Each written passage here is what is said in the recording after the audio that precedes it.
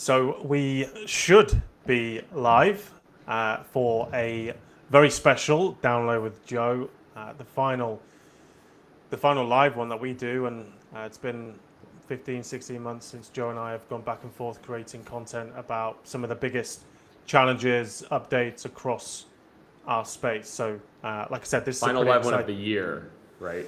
final live one of the year, yeah. And this is a special one. We've got a great guest, which I will introduce shortly. And as you've seen on LinkedIn, this one's all focused around energy, data centers, infrastructure. So allow me to set the scene. When we look at power, it's no longer a background assumption for buildings.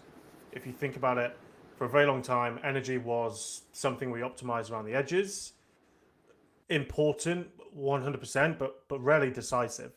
And I think with what we've seen just broadly across 2025, that is changing. If we look at it, projects are being delayed, interconnections are being stalled, and then capex decisions are now reshaping. And that's not necessarily by technology, but by access to electricity. Data centers didn't necessarily create this problem. Uh, in a good way, they've exposed it. They've they've surfaced or resurfaced the grid constraints that were already there, and they're now forcefully showing energy, power availability, and infrastructure, which will help move from operational detail to hopefully strategic risk. And this webinar today is to unpack all of that. So, where stress actually lands when the power becomes scarce, and what that means for buildings, owners, operators, just broadly speaking, the wider real estate market. And to unpack this, I'm joined by Joe, as always. Joe is the founder of Amador Consulting, spent years across smart buildings, product strategy, operations, and has worked with owners, operators, technology providers on what it actually means to have this work in practice. And our special guest is Jake Elder, who leads research and innovation at Energy Impact Partners. He brings a slightly different view, working across data centers, utilities, and again, commercial real estate. So, guys, thank you so much for doing this live. Shall we dive in? Let's do it. Yeah, let's do it. It's great to be live. We should do more of these coming in the new year as we have good topics. We should. Jake, are we underestimating the impact of data centers on the grid? It's a good way to start. I think the answer is it probably depends on who's the we here and what perspective are folks bringing to bear. At EIP we sit very close to the electric utilities and data center developers that are, working aggressively to meet these targets and build out these new capabilities. And, I actually think we're underestimating the impacts of data centers on the grid unless you're really, really close to the details. And the reason for that is probably threefold. First of all, the rush of infrastructure spending we're seeing now, right, to build out data centers, but also power infrastructure is a really big deal. It's all going to modernize the grid. And the reality is that in the US, at least, we, haven't invested over the last 50 years at the levels needed in our transmission system, our distribution system, et cetera, to build a modern grid for the 21st century. And so this infrastructure spending is creating that opportunity. But second, it's also creating a lot of cost pressures, which are very real and driving up, electric utility rates across most of the US today. And the reality is here, and we'll unpack this, that the impact of data centers on cost for power can kind of go either way, depending on how the power system responds. And there are good opportunities to leverage data centers to take pressure off of cost increases rather than to drive further, affordability challenges. But then third, there's actually the physical impacts to the grid of siting these big, massive, energy consuming facilities and building them out at a really rapid scale. And there's two angles here. The first is which data centers from an energy use perspective are very volatile. You can, look this up and you can see how the chips spike in, millisecond level, kind of frequencies just constantly. And that stresses out power equipment. It can create, potentially, if it's not managed, some harmonics issues in local communities and is something to be taken, very seriously. But at the same time, they're now at such a scale and they're so sensitive to their own power outages that if they start to sense the grid is having issues or the grid is strained, they take themselves offline. And one individual site, one commercial, real estate asset, even one small data center going offline isn't a big deal. But 10, 20 data centers going offline because they see the same little grid signal is a massive deal. And we've seen a few very close calls where, gigawatts of, load have come offline in milliseconds because they thought the grid was going down. Turns out the grid wasn't going down, and those data centers disappearing actually almost took the grid down themselves. And so there are some very real grid impacts here that we need to manage as well. But critically, I don't think any of this means we are or aren't in a bubble, right? I'm sure we'll get to that conversation too. But I do think it's important for us to recognize the impact of all this load growth is really transformational for the power system and for all of those entities that use a lot of electrons. Okay, fair. Joe, underestimating or overestimating the impact on the grid when it comes to data centers? I think that there is some underestimation. I don't know that I have the same examples of like close calls. I just think that we've had a world, especially if we look at the lens of I'm operating a building or a portfolio, we've had a lens of energy as kind of a cost that is to be managed and to be managed consistently, right? That's like something that you oftentimes hear, as long as I'm not spending a lot more money or I'm not getting a call from somebody, why is this so much more expensive than it was last month or last year? That's what they manage towards. And that moving forward, I don't think will work because just the costs of energy are going up. So what that means is if you use the same amount of energy, you're going to spend more money. And that's a new trend or a new dynamic in this market. And I don't know that a lot of owners, operators, and then the operational teams are really ready for that. I don't know that they're budgeting for it. I don't know that they're quite yet investing in enough energy management technology, energy efficiency technology. And you could argue, and we'll get into this more, but you could argue that this might be kind of a second age of energy management and smart building tech, just in that there's now this new driver that encourages you to actually take a little bit more of a risk and invest in emerging technology. So what you're saying is if data centers essentially could be its own industry, probably is its own industry. If we look at commercial real estate or the current term, smart buildings, are we prepared for what's coming downstream? I think, I would say the simple answer is no, I don't think we're quite yet ready. I think that like preparation, it isn't as much of a, this is going to be an emergency, this is going to be a problem. I just think if we look at the trends around energy costs, the energy demand dynamic, I think it's just going to be a bit of a different set of factors than we've had previously, right? If you manage a big portfolio, I think some markets where they've seen energy demand charges or demand charges go up, they're probably a little bit more prepared because they're used to just less consistency in their utility bills, and then they've probably taken some action. But there's a lot of parts of the country that demand charges just aren't as big of or haven't historically been as big of an issue. So you have this very consistent amount of power, or a cost for power.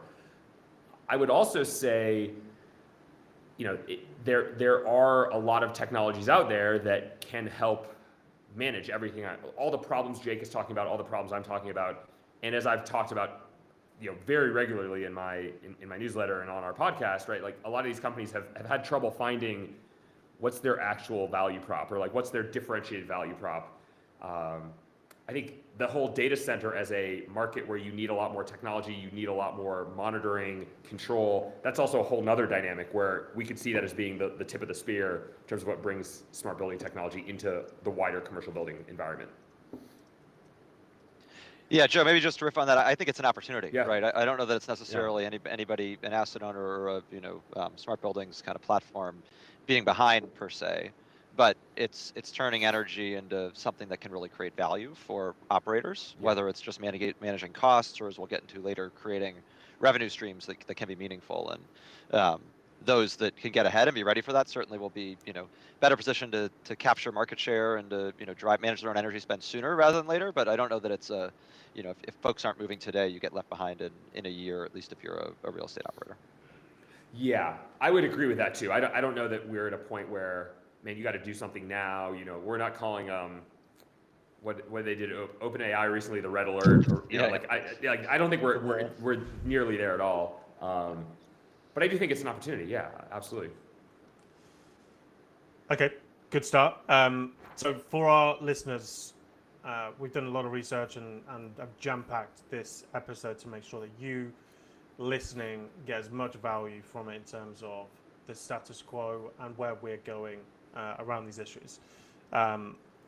If we look at the tension that we're actually unpacking today, On one side, AI and data centers are overwhelming the grid. Like I think that's well documented. On the other hand, efficiency, flexibility, and smarter infrastructure absorb the shock. And keen to get both of your thoughts here, but both can't fully be true at the same time. So when you look at stress, where does the stress actually land, and who's paying for it? Yeah, I mean, in some ways, I think it depends on the regulatory structure and the ways in which both large energy suppliers and large energy consumers are responding. Um, in particular, because there's kind of two core strategies I think all parties need to pursue here to mitigate the economic cost of this, infrastructure build out.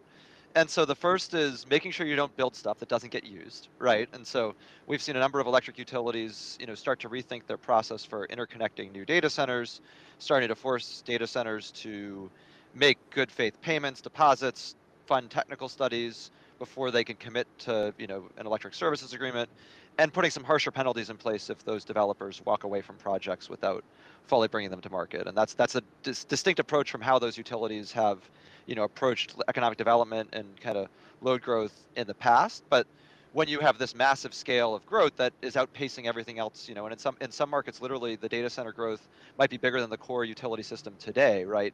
That's different than adding 5%, load to your system. And so it is important to make sure you don't go spend, millions or billions of dollars on transmission infrastructure and generation that you're not going to use because the load doesn't show up. But at the same time, it's all about how do you use what we already have better, right? And we'll unpack this in a bit more detail. But our power system in the U.S. and actually everywhere in the world is built for Black Friday at the shopping mall, to use a U.S. expression, right? Like we have to build for the busiest day of the year because the U.S. utility sector has an obligation to serve any customer. And what that means is that there's lots of the year when we're not using the full system, and there's lots of opportunities to let data centers accelerate the adoption of the whole system. And at the end of the day, if we can increase system utilization, we can solve a lot of these problems, and actually data centers can drive down costs. And both Google and Amazon have published studies recently that show that markets with high data center penetration can drive down utility rates and actually often see lower utility rates than surrounding territories. But critically, it's only if you make sure you don't build things you don't use and you're optimizing the use of everything you already have. Yeah. I mean, Jake, you probably have more data specifically, but I mean, there's been a lot of discussion recently around the idea that we're building the grid for the peak demand, right? It's like the busiest day, which could be, if you're in California, like the hottest day of summer. Texas, probably the same thing, So that's where we're building, but there's been a lot of discussion where we actually have a lot more load to power data centers if we can smooth things out, right? Because there's that difference. Now you went a little bit more technical there to note that like there's actual studies behind this, but like that's basically the point you're making, that we can be more thoughtful about how we use and smooth out the use of energy. That can provide more power for data centers, but it can also, I think what you're saying is maybe mean that we don't have those peaks quite like we do right now. Yeah, or at least that the peak is consistent across the year, right? And the simple math in terms of how electricity rates are set, right, is a function of two things. It's how much capital did the utility spend and how many electrons did they sell. And so the more you can have a consistent flat, service over the course of a year, the more electrons you're able to sell with less capital deployment, and that kind of benefits everybody at the end of the day. Got it. So this would be like you hear the stories of like this is the gas peaker plant that runs 10 days out of the year. Actually, what if we ran that much more? That could power the data center. Yes, or what if the data center brought its own, gas plant or battery for those 10 hours a year, and then you never had to build the gas plant, you never had to build the transmission to connect the gas plant to the data center, right? If the data center can be a little bit flexible. So you're using the data center. Yeah, you're using the data center to help fund some of the reliability for the grid or the additional generation on the grid. Yes, you could definitely do that, and/or use the data center to avoid having to build it in the first place. Yeah, Got cool. it. So if we continue on the theme of grid stress, Jake, just based on the work that you've done and the data that you've seen, what is it actually telling you when you look at grid constraints and the interconnection timelines? Yeah, so it depends on the market, right? Although increasingly all markets are facing the same challenge, which is, it's often 5 years or more to get a 100 megawatt plus interconnection. But primarily because of bottlenecks in new generation and new transmission, depending on the service territory. generation at this point is mostly a supply chain challenge, right? You've got the big turbine manufacturers, GE Vernova and Siemens that, are now sold out for the next 4 or 5 years. And once those systems get delivered, it takes 18 months to 2 years to screw them in, right? So that's gets you to 7 years. On the transmission side, it's the nature of how we plan and build transmission in the US that it does take about 7 years to get a new transmission line built out. And so, there's some real physics constraints there that we can't shortcut if we want to build central generation. But again, like as Joe mentioned, those gaps are not year round, and so some markets in the southeast might have a peak for 150 hours a year, and if you can find a way to build distributed generation or to create a flexible data center for 150 hours, you can serve those new customers without waiting for all that new infrastructure built out.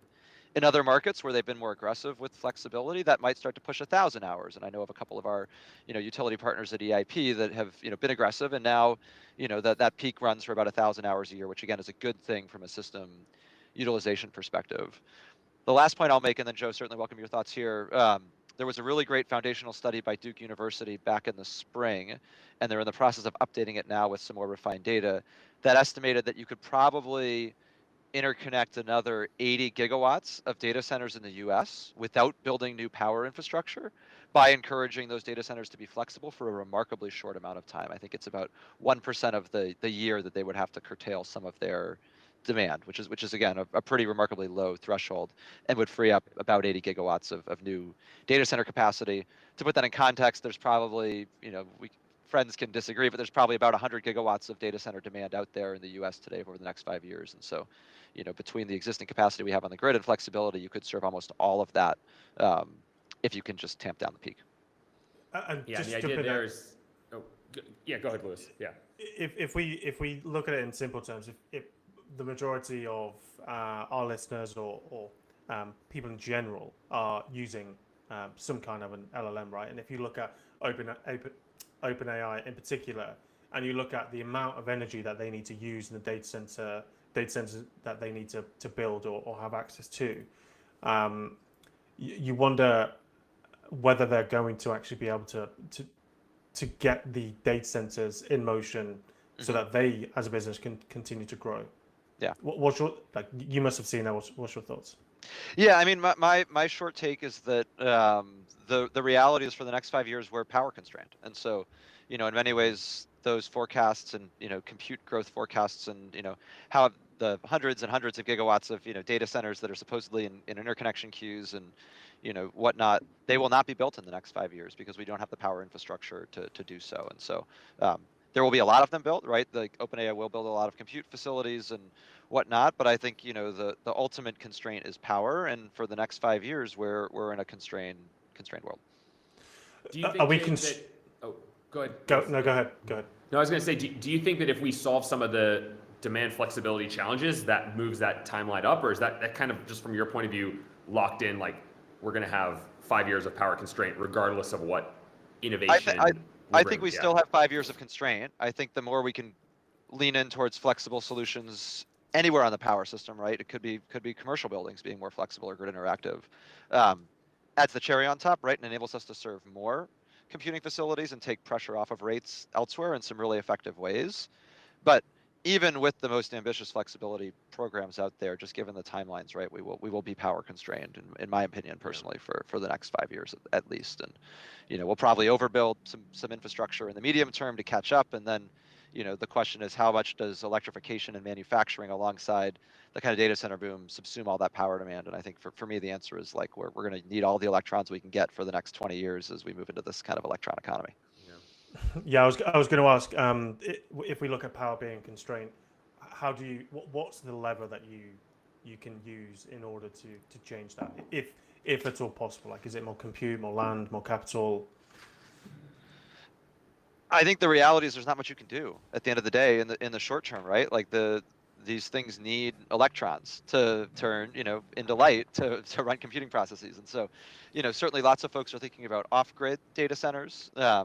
Off-grid data centers require a natural gas pipeline, and natural gas is starting to become a constraint in addition to electricity. And so certainly fiber matters, having enough land to build a big enough data center matters, but at the end of the day, there's no way around the power crunch. And there's a reason we've seen, Bloom Energy stock go through the roof. There's a reason, and EIP's investment portfolio, our portfolio company in Shannon Rock, which makes natural gas reciprocating engines for backup and peaking, applications at data centers and for grid applications. Their business is doing really well at the moment.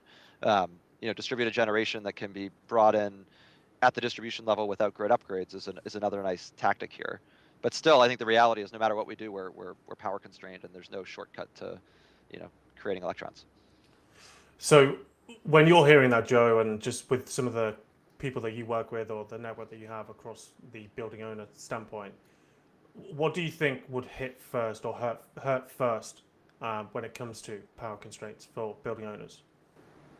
Yeah, I think, we don't have a huge amount of, if you look at the growth, there's stats, I don't have one offhand, but like the amount of investment going into building new data centers is now approaching the level of office buildings, or it's even maybe surpassing. So like you're starting to see data centers become like the main commercial building, or one of the main commercial building asset classes, right? We talk about the 5 food groups, and data centers historically were not one, but like right now there's a lot of construction there. I think that the constraints probably don't hit necessarily office buildings a whole lot, in that they already have a building, they already have, they're already operating. I think it gets back to just this point about the costs. I think there's also the opportunity where they might find that there's a lot more validated technology to help them manage their building, just given that in a data center, the one thing that I think, and we haven't talked a lot about like what's actually happening in the data center, but the big news is you have larger chips, they use a lot more energy, they also need a lot more cooling, right? Like NVIDIA itself, who makes most of the chips, has said for Blackwell, Blackwells are rolling out. I think they launched earlier in the year. They're starting to roll out. We don't really have a lot of models yet that are Blackwell based, but they're soon. They basically just said like to use these chips, you need liquid cooling. But anyway, you look at that rack density, and I know Jake and I can go back and forth on some topics about rack density, but the point being, like, as you have higher rack densities, you have a lower margin for error, which means you need more monitoring. You need more, you need to just be more data-driven about how you run your rack. And you think of like, what have we been talking about in smart buildings for maybe decades, but at least years? It's be more data-driven, right? Like, don't just react to things. Don't just do schedule-based maintenance. And now, like, data centers have always been probably more critical than most environments. You could debate, like, is the operation of a data center more refined than a hospital or a lab space? It's probably all like among the most critical types of infrastructure. But my point being, like, as they adopt more technology to automate HVAC, to monitor energy use, to predict failures, to monitor the load and take the load monitoring and bring that like front of meter, behind the meter, a little bit more of a linkage there, you could see that becomes technology that a office building or a portfolio of offices says, we have actually similar problems, not as mission critical, but similar problems, and man, that technology really works. We want to adopt it. I think that's the big opportunity, which is maybe to flip your question around a little bit, Lewis. Joe, just one quick addition there. I'd add, it's not just the heat, right? It's the value of these chips. In a typical cloud computing, historical data center, there were chips, right? But they were maybe 10% at most of the CapEx for a data center. Yeah. GPUs and TPUs and all the new fangled, PUs that are rolling out, for inference applications, et cetera, probably run 30 to 40% of the CapEx for a data center. Like the biggest single expense is the chips. And so, it's not just heat and the difficulty of managing heat. It's literally the value of these things. And the more you can make sure that you're managing usage and managing ramp, at the end of the day, you want to optimize performance because you're in a speed race. But if you can optimize performance and extend the useful life of the chips, right, that does meaningfully advantage you over your competitors. Yeah, and I think it's interesting. A couple of quick points on that. If you look, like, there's also like there's been a lot of people looking at like the valuation of the companies that are investing in data centers, and they've said, well, like, what's your depreciation timeline here? Yep. But I think like Amazon and Google maybe have come out and said, like, we have like very old chips, relatively old. I shouldn't say very old, and they're like, we're still getting full utilization from them. And part of that I think is because they're doing a really good job of using those chips. It's not just like the chips are, they're good chips, obviously, but I think it's also an operational piece there. But you could argue there's probably a data-driven aspect there. But the other point, when we look at like what's happening when you look at like what are the tailwinds of data centers, and obviously energy stock's doing really well. You mentioned that, but like all the HVAC companies, and as they're more indexed towards data centers, they're doing better or stronger, and they're all telling the story like there's a huge amount of growth in data centers. But you look at what does that really mean? Well, the liquid cooling aspect, a big challenge in liquid cooling is the leaking, right? Like if you leak liquid onto a chip, that's a problem, right? And like there's even a debate about what kind of liquid cooling. Is it a cold plate and you have liquid in the cold plate, or is it immersion cooling? And you look at all the HVAC companies, they're making investments, they're making acquisitions, they're doing partnerships, and they're kind of placing, I would argue, generally bets on like, we want immersion cooling, we want kind of cold plate based cooling, we want to have both, or we want to have one, we want to have the other. And there's just a lot of activity there too, which we probably won't get into in great detail here. But you're right, like the chips are really valuable, and that leads to all the infrastructure, a lot of innovation in that infrastructure, a lot of spend in that infrastructure. Yeah. You both said something earlier around opportunity within smart buildings and data centers giving that impact. What do you mean exactly in terms of like it could be a good opportunity for that space? Joe, you want to go first? Yeah, I think for me, the data center opportunity is, I actually think there's a few things. So one, specifically, the way you run a data center and the way you will have to run a data center. I mean, just you look at like kilowatt demand per rack, just to put some numbers around it for listeners who haven't dug into this as much as Jake, especially, and me to some degree. You got what, 10 to 20 kilowatts per rack. Now that's going up to, you know, I mean, I've seen some reports 80, 90 kilowatts. I've seen some reports 140, 150 kilowatts. And, you know, that's the Blackwell chip. And NVIDIA has basically just said, like, every, I think, year and a half or 2 years, we're launching a new, you know, we have the Vera Rubin chips coming next, and we have chips after that. I forget what they're called. But, like, the amount of energy is just going up, up, up, up, up. And it's kind of hockey stick looking. So what that means is more monitoring, lower margins for error, more like if you think running a data center today is data driven compared to what it was before, it's going to be more data driven in the future, more monitoring, more prediction, more, I mean, there are larger companies saying we have a digital twin to help you design and operate your data center. And it's pretty compelling. You look at, with a commercial building, we've been talking about digital twins for 5, 7 years, haven't really seen the adoption. So the first one I'll say, Lewis, is we might see kind of this pull ahead of technology deployment in commercial buildings because data centers have to do it. They've deployed these technologies. They actually work. They actually deliver value. And the rest of the market says, oh, actually, you know, like I don't have to take a lot of risk to deploy this technology. I can see it working. And yes, it's a data center and I have a hospital, but there's a lot of similarities there. So I think that's one. The other interesting dynamic, which is it may be a little bit less of a formed thought in my mind, but when you listen to people talk about like building a new data center or taking an old data center, it's kind of a wholesale change, right? Like you used to have in data centers this idea of a raised floor because that helped with cooling.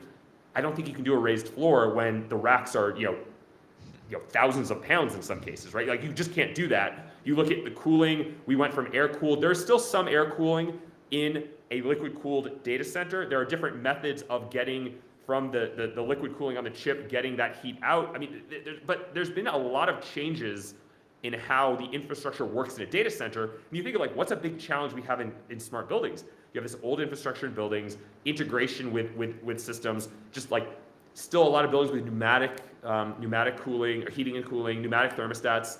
And they've just kind of said like, oh, the money isn't there for us to replace that. And that means you can't really adopt a lot of core building technology, like smart building tech. So we might also see data centers kind of light the way of like, no, you can actually like rip and replace a lot of things and it's actually valuable. There's actually an ROI, and let me point to how we did it in our data center. Now I admit data centers, there's like a lot of bigger challenges. No one wants to lose the AI war if you're a hyperscaler, so you're investing even if, you know, it's kind of like the other option is to die as a company. So like we're happy to take a very big risk. A hospital doesn't really have that same issue. An office building doesn't really have that same issue, but I still think those are the two kind of related but points on what we might see moving forward and why data centers actually are kind of more important for the rest of commercial buildings. Maybe just one note from me, just to double click on the scale of the redesign we're seeing in the data centers themselves. There's a great visual that I wish I could show of a Meta site that was, they kind of flew, you know, Google satellite and took the clip every month or two. And you see this building they started to build in November 2022. You see the construction happen. By January, you see a building on site. And then Meta realized that they'd re-engineered their data centers and that building wasn't fit for purpose anymore. And within 4 months, there's a picture again, and the whole site's, everything's disappeared. And 4 months after that, they've built a new building on top of it. So they literally bulldozed a, 2/3 complete facility to rebuild it, to redesign it for the AI era. And that's probably the best example I can give of how I wild hadn't the seen that. transformation we're seeing is. It's pretty amazing. Yeah, and That's I do interesting. not think we're going to see that in commercial buildings, right? I don't think somebody's going to say, "Oh man, I still have pneumatics. Let's tear the entire building down and rebuild it," right? I'm And sure also, a lot of people wish that could happen. yeah, but I think that there will be a lot of learnings from that, right? Yeah. Like, oh, we don't have to completely tear down and rebuild our building, but let's like talk about how you designed it. So I think that there's still a lot of learnings. Yeah. Okay. Joe, just staying on the technology piece, when you look at demand charge and maybe even more broadly HVAC optimization, are we going to see that finally go mainstream just with what's happening across data centers and also the grid? Yeah, my answer there, so I'll take each of them separately. So in terms of like more detailed energy monitoring, an ability to kind of predict demand charges, an ability to respond more quickly, you could argue that that's a step towards this broader optimization game where if you don't know your demand charge, where you're at in demand, where your peak is, then you probably don't know, well, did I set a new demand charge? Am I going to be charged a lot of money? So there are definitely technologies that can help you understand this beyond just like you get a signal to curtail, which is more kind of classic demand response. I think that we haven't seen a huge amount of adoption there because I think it's just kind of viewed as like, well, if I get a notification, do I know what to do? Are you controlling my building or not? Is it, if I have a large portfolio, maybe one site is subject to a high demand charge because it's located in a place with high demand charges, but the rest of the portfolio is not. So I think there's the adoption there. I could see that being a quicker adoption path because at the end of the day, it's more insight, it's more data, it's more analysis. It's potentially could be a little bit more actionable. Just like send a text message to a facility operator and say like step 1, step 2, step 3, do these things. Which I think there's probably technical capabilities to do that, but it hasn't been fully commercialized. So that's one. And so I think demand charge management, demand charge monitoring, however you want to, demand flexibility as a kind of a software challenge, we'll see more adoption for sure. HVAC optimization, I do think that we're going to see more adoption. I'm still trying to, in my own mind, and just through research and analysis and things I'll probably publish in the newsletter, figure out like, why haven't we seen more adoption of this capability? Because at the end of the day, the technology is there. I mean, we even can look back at like Building IQ, which is no longer an operating concern, but like they launched 15 years ago. They were a public company for a while. They definitely had real software. It was not at all vaporware. And I'm just, I'm not trying to pick on them. It's just a good example. And they were a public company, so they were more kind of transparent. We just haven't seen as much adoption as you would expect. I think a lot of that is operators who are used to running a chiller plant or running the HVAC system or scheduling it and monitoring it and responding to alerts and responding to alarms and faults. That's just like, that's the cadence, that's the inertia. As costs go up, I think we will see a nudge towards, man, we need something better than a notification and a person responding to the notification. But I also think on that like notification chain, as we've talked a lot about, Lewis, that you see like building automation connecting with CMMS, which is a good way to make that a more streamlined way of doing things, but without automating anything. Yeah. I think if you do that, you might then say, okay, let's actually automate some parameters around how our HVAC is controlled. So I think we'll see adoption of both, but I think we'll see more adoption of demand charge monitoring, demand flexibility solutions, energy management platforms, which are already really ubiquitous, adding capabilities beyond what they've already added. HVAC optimization, I could see it definitely in data centers. Maybe there's been HVAC optimization in data centers for a while, and maybe we see it more and more and more in other critical infrastructure. And then, 5-8 years down the road, an office building says, this totally works. There's not a lot of risk, and a lot of my operators have retired, and because of that, I need something to augment the rest of my operators. Yeah, I mean, to me, I think the most important thing here is just like we've got real economic signals coming, right? And probably more predictable economic signals than legacy demand response programs. And that's why demand charges are really helpful, right? As a pure rational economic signal. Time of use rates is another structure, right, to produce those same incentives. But they're great because they just send a direct signal to the owner of a plant or a building and let them decide whether or not they want to change behavior. But it's predictable, and you can, presumably build the right models or inform your, set point changes, et cetera, based on those. And so, certainly it adds more complexity for a building owner, but if we want to see, buildings become more flexible and grid interactive, the best thing you could do is just produce a clear pricing schedule and let folks make their rational decisions based on it. Well, we'll touch on that. Before we move on, the big hitting question, which maybe that's why people have tuned in anyway. Are we in, or are we going to be in an AI data center power bubble? Or is it too early to tell? Jake, you want me to go first? Go for it. Yeah, so there's like a very large macro question that deals with models, deals with just how we adopt technology, how we look at like winner take all dynamics or not, whereas search definitely winner take all dynamics. AI, there's some debate, is it or not?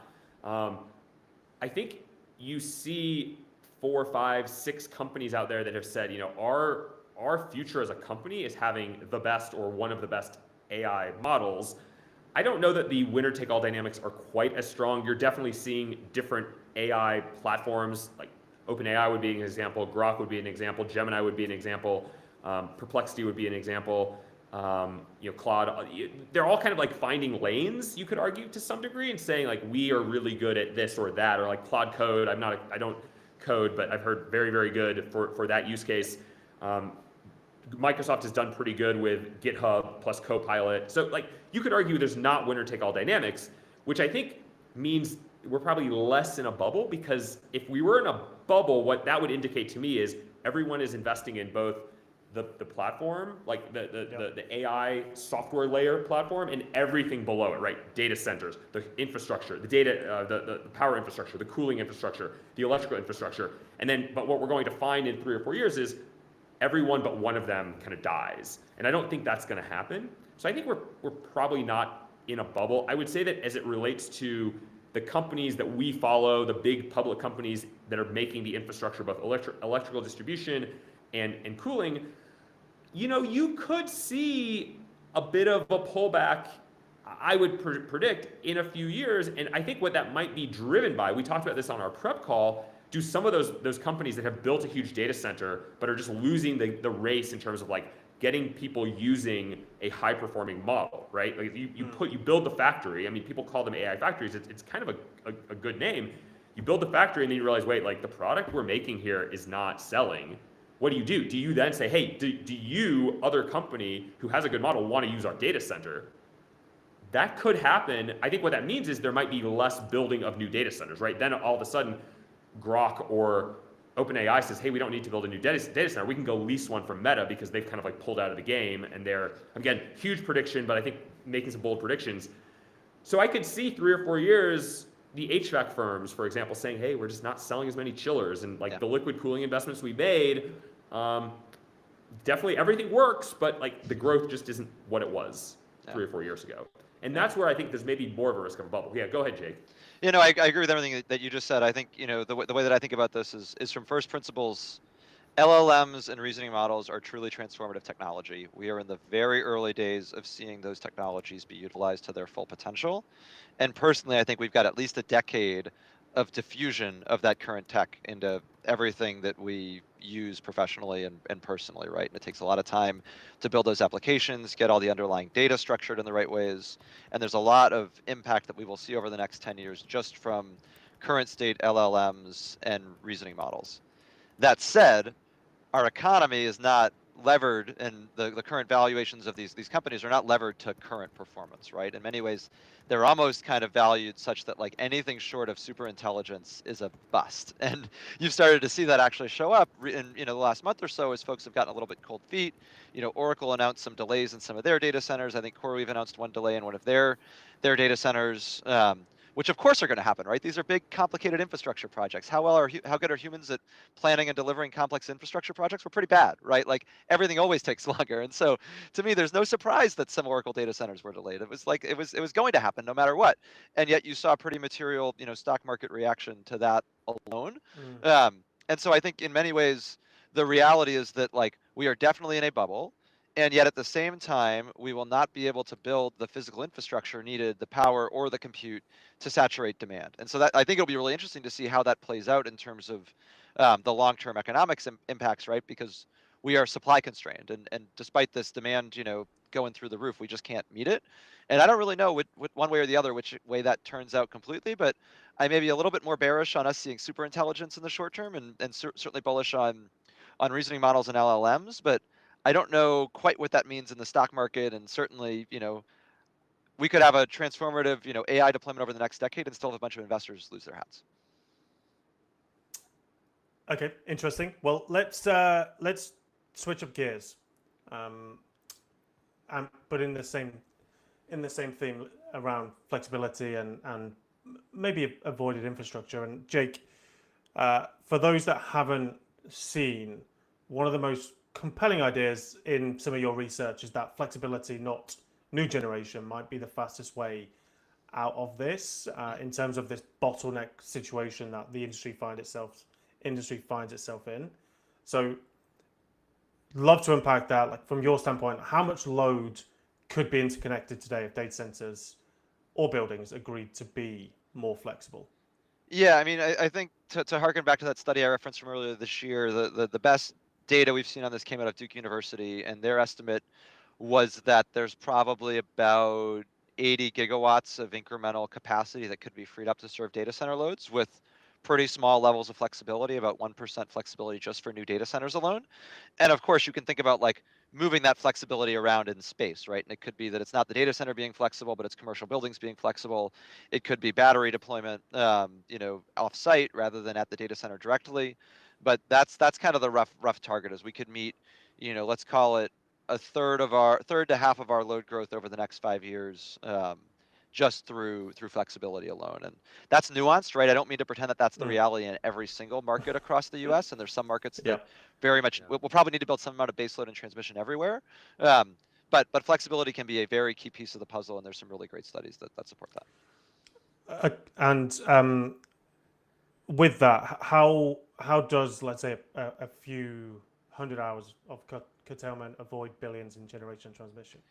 Yeah, so this just simply goes back to the Black Friday at the mall example, right? Where we have to build our power system in the U.S. given our regulatory compact to meet the busiest day of the year, and those costs get socialized across all of the electricity consumers in that market, right? And so the more you can extend that peak period without having to spend more capital, right? The more you can deliver electrons without raising bills at the end of the day. And the reality is that our distribution systems, in particular, the last mile of our power delivery, right, as it goes into communities, those tend to be utilized only 20 or 30% of the time, just given the vagaries of when homes are using electricity, when commercial buildings are operating, et cetera. And so there's a lot of slack in the distribution system in particular, where if you can free up some really specific bottlenecks, you can serve a lot of additional capacity, whether that's EV charging, whether that's all the way up to data centers. And so the key piece here is that we've got one critical bottleneck that can be solved with a small amount of shifts in our energy consumption. Joe, from your standpoint, we've seen a little bit of this show up in buildings, and correct me if I'm wrong, I could be talking nonsense here, but we haven't seen a lot show up in buildings. Is there a reason for that? Like, if this value exists, why aren't we seeing more of this? Yeah, I think the biggest answer I can give you, or the best answer I can give you, is that the path from if we think of point A, current state, and point B, everything Jake just said, the path is not extremely consistent across building, like different types of buildings with different systems in place, different operational patterns, different kind of like priorities, or think of like hierarchy of needs, right? If you're a commercial real estate, you might just say like our goal is just to serve our Class A office tenants, and like we're worried about them being uncomfortable, right? Like you could think of demand flexibility. What's one way to do that? Well, thermal storage, right? Pre-cool a building. That there's no real infrastructure improvement required. It's just cool the building or heat the building depending on season early in the morning and stop. There also are systems you can, Train bought a company called CalMac, I think 8 years ago, and they freeze water. I mean, it's kind of like a white water glycol mix overnight, and then they use that to cool the building during the day. And that company seems to have scaled. Like it's a real company. It's a real division at least. So there's a lot of both low capex and high capex ways to do that. And I think that you get back to my point of commercial office buildings. Sometimes it's just like this is how we operate. So, but that's one type of building. You look at grocery, you look at restaurant, you look at retail, they have a lot of refrigeration assets. It's just, we don't want to lose these goods because we already have very low margins. So if we have to throw away a bunch of stuff because the freezer turned off and we didn't know it, we didn't monitor it, that's a problem. So there's a lot of nuance. So I think the challenge is demand flexibility. That the future makes a lot of sense. It's just the path is always different. And I also think that the ROI is because the path is different, the ROI is a little uncertain, right? Like, I agree with you, there's money to be saved. This is, an operator might say, but I don't exactly know how to underwrite that opportunity, but I know what the cost is. So I have this certain cost and uncertain benefit, and it kind of all mixes into, okay, is this really the highest priority? There's also, the labor shortage, which I discussed earlier. Like, in some cases, I think it's we're trying to just keep things going. We're not necessarily in a position of rethinking how we do things, which is really what you need, right? It's not just rethinking what is your team doing? What systems do you need? How do you go about? There's a lot of anecdotes though. Like you can point to anecdotes, and you go to conferences where kind of leading smart building practitioners are there and they talk about this. So it's starting to happen. It's happening slowly, and I don't think we're seeing it across the entire market yet. Yeah, and maybe just one note from me, it's happening slowly, but it's happening quicker by the day. And, this is really a trend that, and these drivers in particular are really trends of 2025, and this is an industry that doesn't quite move on a dime, right? And so I have conviction that we will see, we are seeing a lot more of this out in the field in our conversations, especially over the last 6 months or so. Demand charges, I've kind of become one of the buzzwords I just write down in notes from meetings all the time, right? And I didn't hear that a year ago. And maybe the best stat I've got here to share with y'all is Dana Guernsey, who's the CEO of Voltus, which is one of the largest demand response aggregators here in the U.S. She posted a great chart. She posted good to know. She posted a great chart on LinkedIn maybe 3 or 4 months ago, showing how many dispatches Voltus had responded to year over year, and the number is kind of historically, relatively consistent, small increases year over year, good business, decent growth. 2024 was a step change. And then 2025 is just a freaking hockey stick, like 3 or 4x the historical amounts of demand charges just through June or July alone, and basically more demand charge, more VPP events called in total in the first that Voltus responded to in the first half of 2025 than probably all the prior events combined. Yeah. And so yeah. this is happening in real time. The wave is cresting, and I think if we have this conversation again in 18 months, it'll be everybody's on it. Yeah, we had Voltus. Oh, yeah, go ahead, Lewis. Yeah.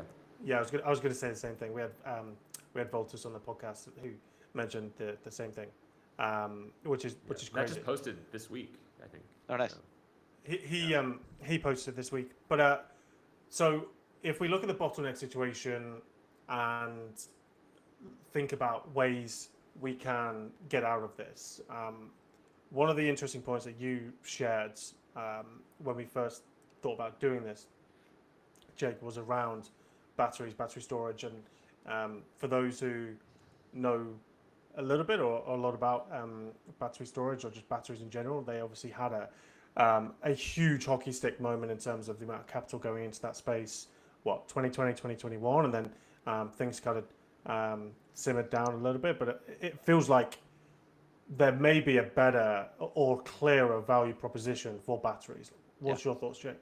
Yeah, so batteries are amazing, and the technological progress we've made with lithium-ion batteries, lithium-ion phosphate in particular, is just remarkable. The cost down we've seen over the last decade is mind-blowing and a real testament to human ingenuity when we scale.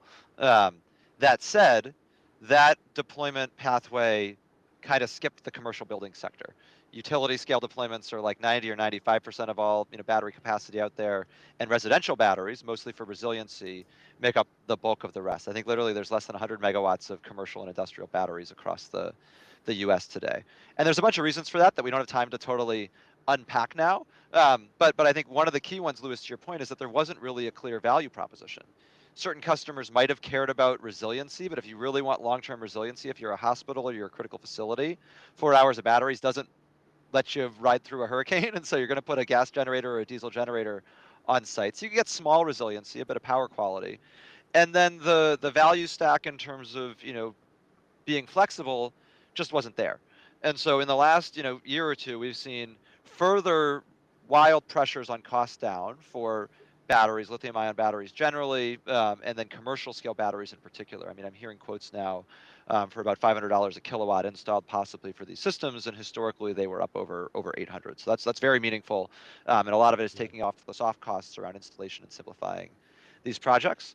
They also, batteries in the U.S. did survive the budget bill that passed earlier this year that killed a lot of the kind of low carbon energy incentives. Battery incentives kind of survived through, and so the cost side of the equation is really good, but even more so is the value streams, right? And so we talked a lot about demand charges earlier, and so I won't hit on that too much more. But we're also seeing a number of utilities directly put their own skin in the game and look to incentivize these, whether it's in markets like Georgia Power, where they have a pilot program to provide an upfront incentive to help buy down some of the cost of batteries for commercial customers that want to put them on their sites, or a program like what Excel Energy is doing in Minnesota, where they're saying, these batteries are for the grid. They're not for, at the end of the day, they're not really for the real estate asset owner.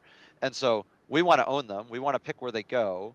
But hey, real estate, we want your space. And we're happy to lease space in your parking lots to put shipping containers and have these batteries serve the grid, which is just kind of an amazing win-win-win. I mean, if you're a REIT, your core business is not owning and operating batteries. It's in, developing space and leasing it to customers, right? And so leasing space to put a battery on site is just NOI to the bottom line, without you having to do anything. And so we've seen those utility programs, really take off. We're also seeing some pretty incredible state programs, like New Jersey's got a really impressive battery incentive for distributed batteries that's rolling out next year. And so it's both that the cost is down, but also that these value streams are now starting to pencil in ways they just never did, given the grid stress. Jake, I mean, the model I'm thinking of when you talk about like putting a shipping container that's a battery on like in a parking space in a retail site, or maybe in the back of the retail site where there's clearly a lot of space. It's kind of like the cell phone antenna model, right? Like, can we just mount cell phones? Like, we're Verizon, we're T-Mobile, we're somebody else. Like, sure. I mean, I've lived in condos in the past where it's like you get a little, to your point, NOI. Well, for us, it's just revenue. It's like, yeah, this is great. Why wouldn't we do this? Yeah, and here's the thing. In order to make those systems simple, they no longer provide backup power. They're just grid assets, and that also takes a lot of the cost out. And I kind of appreciate that we've stopped trying to pretend like a 4-hour battery is going to solve like real resiliency needs, because that's not what it's purpose built for. And let's not add a bunch of engineering complexity unless you're trying to build a true microgrid with solar, with storage, with a gas generator, and then go to all the complexity. But if you're just trying to arbitrage the market and mitigate your demand charges and benefit the grid, you don't need any of that engineering or cost. I was going to ask, where does the value really come from? I'm trying to think, like speed to power. Yeah, well, that is the other benefit, is speed, right? Yeah. You can deploy distributed batteries much more quickly. They're smaller projects. They're simpler. They can fit into pockets of the system where they're adding value quickly. And so I think the speed makes them a compelling option for utilities to incentivize over grid scale batteries, for example. And then the reality is, at the end of the day, that for the real estate owner, it's in one way or another offering value back to the grid, right? Whether it's mitigating demand charges, right? That maybe is putting money in your pocket, but ultimately it's the same thing. It's just the utility sending an incentive saying, we want you to operate this way in this moment. Functionally, that looks no different than the utility putting the battery there and paying the real estate owner, a fee for it. Of course, the colors of money are different. The impacts to the accounting, stack are different, but fundamentally, it's grid value, and it's the speed at which we can deliver that grid value. Got it. What about business models? Is there any that are making progress in terms of winning? Lots of business models. I think lots could win, but I'll mention 3 across a few different spaces here. So one is we're seeing increasingly, some attempts to launch retail electric provider businesses, kind of actually selling electrons to customers that come with fully financed batteries. And so in the residential sector, Base Power's made a lot of news recently, and we won't have time to unpack that, but could spend a whole hour unpacking what Base Power is trying to do. It's pretty remarkable. There's also folks going after that same business model in the commercial space, like Branch Energy, for example. We're seeing others just look to finance batteries up front on behalf of customers and offer to share the savings. And so in the EIP portfolio, there's a company called Gridlock that's doing that really well for industrial operators. And there's another company that one of the Scale Microgrids founders is starting, called Brightfield Infrastructure, that we're really excited about, focused on commercial real estate batteries, fully financed. And then lastly, there's some really interesting models where Forget about batteries, but talk about other kinds of generation resources, distributed generation resources, where for data centers, you can put an asset online and have it power the data center round the clock until the grid shows up, and then slowly retire it into more of a flexible or peaking resource and ultimately become a backup asset. And so I mentioned Enchanted Rock in our portfolio earlier, which makes these natural gas reciprocating engines. Natural gas reciprocating engines are a great resource because they can operate like a backup resource, like a diesel generator would, and every data center needs a backup resource. But they can also operate like a peaking resource to the grid. And so Enchanted Rock's doing these projects where they provide all the power for 2 years. They then run for 500 hours a year for 5 years, and then they kind of retire to a backup asset.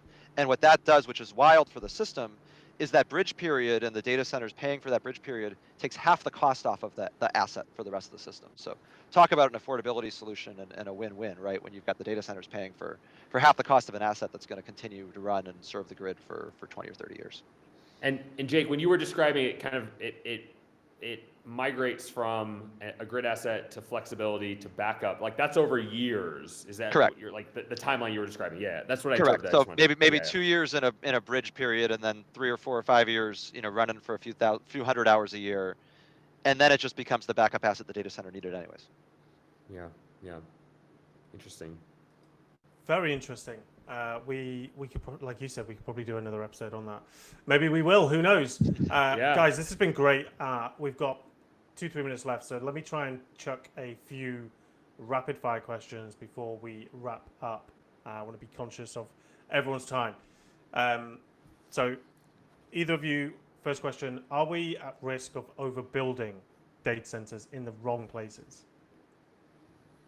Jake, do you want to go first? Yeah, I'll say the wrong places piece. Yeah. I'll say yes. I'll keep it short. We love short rapid fire. Joe, I think there's some risk. I think I'm less confident than Jake. So a mild to moderate yes, maybe. Who loses first if the AI data center cycle cools down?